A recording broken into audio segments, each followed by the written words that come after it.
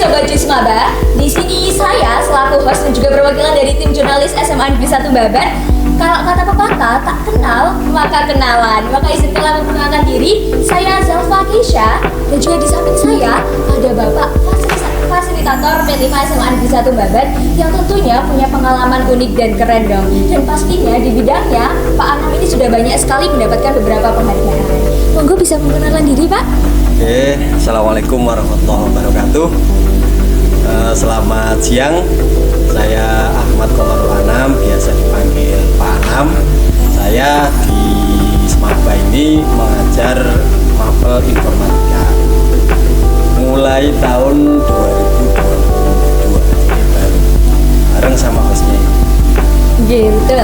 Jadi, oh iya Sob, kalau misalkan di video tadi kita kan sudah melihat dari sudut pandang para siswa-siswi SMA Negeri 1 Babat nih. Nah, kalau di podcast kali ini, sekarang kita beralih ke salah satu fasilitator atau guru pembimbing dari P5 atau Proyek Penguatan Profil Pelajar Pancasila. Nah, nantinya pembahasan kita akan terbatas di tema rekayasa dan teknologi ya.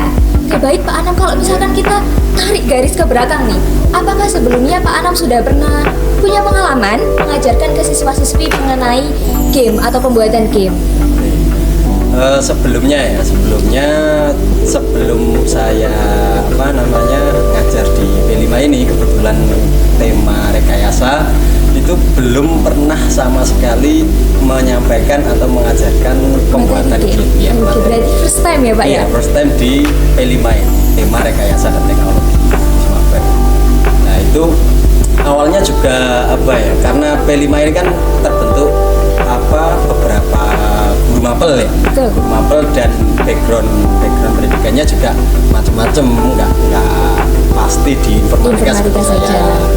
Itu juga perlu penyesuaian yang cukup intens untuk membentuk sebuah modul dan kemudian bisa diimplementasikan menjadi pembuatan game di tema rekayasa dan teknologi di P5 Semaba.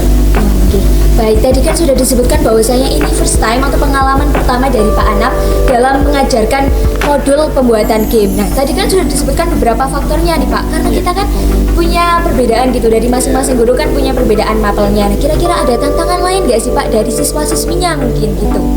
Kalau dari segi siswa-siswinya ya pasti banyak lah ya, banyak tantangannya. Di antaranya mungkin segi minatnya, karena ini kan background SMA kan, beda dengan yang vokasi atau yang perguruan tinggi pasti udah jauh lah.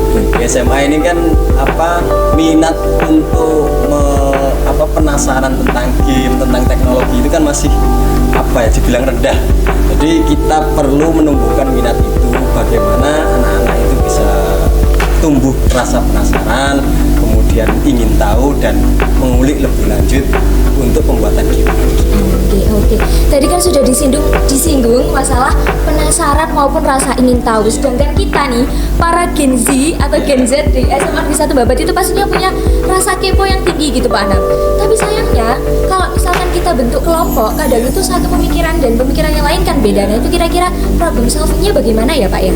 Kalau problem solving ya pasti gimana ya, tergantung yang pertama pasti tergantung karakteristik dari peserta kelompok-kelompok masing-masing kan beda ya karakteristiknya. Setiap anak pasti beda. Nah, itu kita amati, kita dalami kira-kira yang paling cocok untuk kelompok A itu bagaimana biar mereka itu bisa kompak, bisa satu, kemudian bisa menciptakan proyek yang sesuai dengan kelompoknya itu. Nah, yang kedua ya tentu saja ya tadi jangan terburu-buru langsung memutuskan kalian harus begini, nggak bisa, karena namanya Gen Z emang susah-susah gampang. Betul. Jadi ya harus smooth, harus pelan-pelan, nggak bisa langsung signifikan. Oke, kalau misalkan permasalahan Gen Z kan dari rasa penasarannya ya Pak dan juga minatnya. Kira-kira apakah ditemukan tantangan lain gitu Pak selama mengajar atau membimbing para siswa dalam membentuk sebuah game ini? Kalau dari siswanya ya, tantangan dari siswanya ya tadi ya mungkin minatnya tadi, karena minat kurang, efeknya mungkin anak itu agak malas. Apalagi ini kan pembelajaran yang lebih banyak waktunya itu di lab.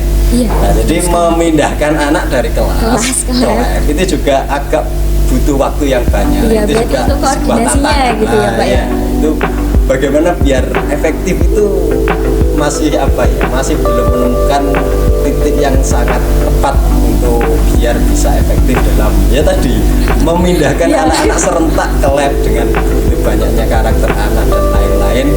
Itu mungkin tantangan. Nah, sob, makanya sekarang jadi ini pembelajaran ya. Kalau misalkan udah disuruh ke lab, langsung ke lab gitu. Oke, kalau misalkan pertanyaan selanjutnya nih, dari Pak Anang kira-kira kesan-pesannya selama menjadi fasilitator itu bagaimana, Pak? Kesan?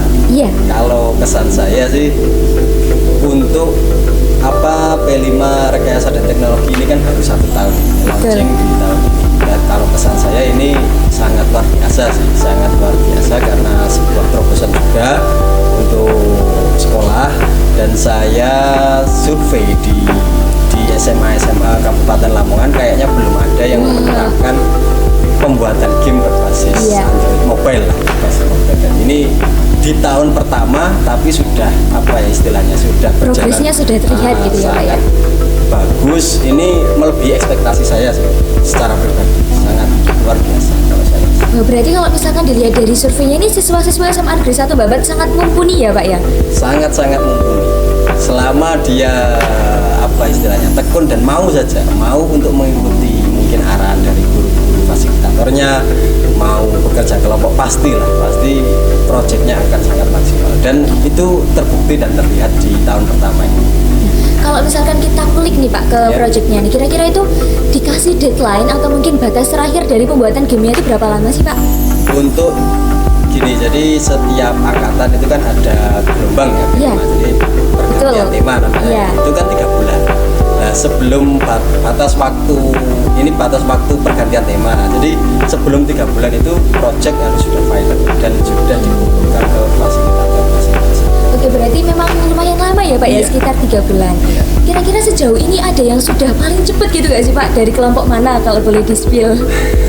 Kalau dari tahun pertama ini ada dan beberapa memang jauh melebihi ekspektasi dibanding dengan kelompok-kelompok yang lain lah ya. Iya.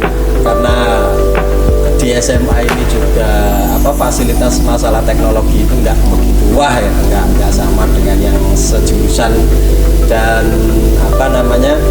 anak-anaknya juga itu saya rasa bayangan saya itu belum begitu mengenal tentang pembuatan game, tapi ternyata penangkapan dan actionnya itu jauh lebih cepat daripada gurunya, malah daripada fasilitatornya. Jadi sangat sangat mengagumkan, jauh melebihi ekspektasi saya. Itu ada mungkin dari di-spill kelompoknya. Dari kelompok kelas P27 ada. Oke, berikan aplaus yang meriah untuk kelas P27. Ada juga P11 juga ada. P14 juga ada. Keren banget ya, dari P27, P11, P14. Jadi merata ya Pak ya, nggak cuma P2 atau P1 aja. Oke. Jadi tadi kan udah dibahas sedikit tentang kelompoknya. Nah, tadi ya Pak, pas saya interview salah satu siswa-siswinya nih, ada yang bilang gini, saya tuh sampai nelpon Pak Anam pas lagi tidur gitu. Nah, jadi kira-kira banyak banget hal yang ternyata direcokin sama siswa-siswi, dan kira-kira permasalahannya itu yang paling sering ditemui Pak Anam itu apa? Kalau permasalahan waktu implementasi pembuatan game mobile-nya itu ya mungkin device dari siswa yang digunakan itu mungkin kan berbeda-beda. Jadi ada beberapa device itu yang butuh pengaturan tambahan. Nah, itu mungkin anak-anak yang kurang tahu, terus dia tanya bingung kok nggak sesuai dengan materi, nggak sesuai dengan tutor yang awal, itu langsung panik lah, namanya anak kan gitu. Jadi ya wajar. Ada beberapa yang memang kayak gitu di deadline yang udah mepet, kemudian ada masalah yang istilahnya nggak ada di modul, nggak ada di tutorial, nggak ada di manapun gitu ya, karena permasalahannya juga dari device-nya sendiri. Baik, jadi ini tadi beberapa informasi ya Sobat Jus Maba. Langsung saja mungkin pertanyaan terakhir Pak, kira-kira apa sih pesan atau reminder, apalagi khusus buat adik-adik yang masih kelas 10, karena nantinya kan pasti menemui perputaran tema rekayasa dan teknologi gitu. Untuk pesan saya ya, yang pertama pasti harus selalu semangat. apapun yang diperintahkan oleh guru itu pasti akan berdampak positif bagi kalian. Jadi jangan pernah meremehkan apapun itu, walaupun mungkin sekarang belum terlihat manfaatnya, tapi suatu saat itu pasti akan berpengaruh signifikan dalam kehidupan kalian. Jadi untuk pesan saya spesifik P5 Rekayasa ini mungkin ya tadi lah, semangat untuk menumbuhkan rasa ingin tahu terhadap teknologi, karena zaman sekarang kan ya semua itu pasti melibatkan teknologi. Iya, teknologi sudah jadi teman kita. Benar gitu, sekali. Jangan sampai dibodohi oleh teknologi. Iya, betul kita sekali. harus memanfaatkan teknologi sesuai dengan ya kodratnya. Jangan sampai sebaliknya kita yang dimanfaatkan. Sekarang kan banyak anak-anak muda terbalik dimanfaatkan dan sampai nggak tahu waktu, sampai bagaimana lah, sampai negatif. Nah, itu tadi Sobat Jusmaba beberapa informasi yang telah dikulik dari Pak Anam selaku salah satu fasilitator P5 SMA Negeri 1 Babat. Dan jangan lupa untuk selalu ingat pesannya ya, bahwasanya kita harus terus mengali potensi diri dan juga rasa ingin tahu kita. Mungkin itu saja ya Pak ya. Terima kasih atas perhatiannya and see you.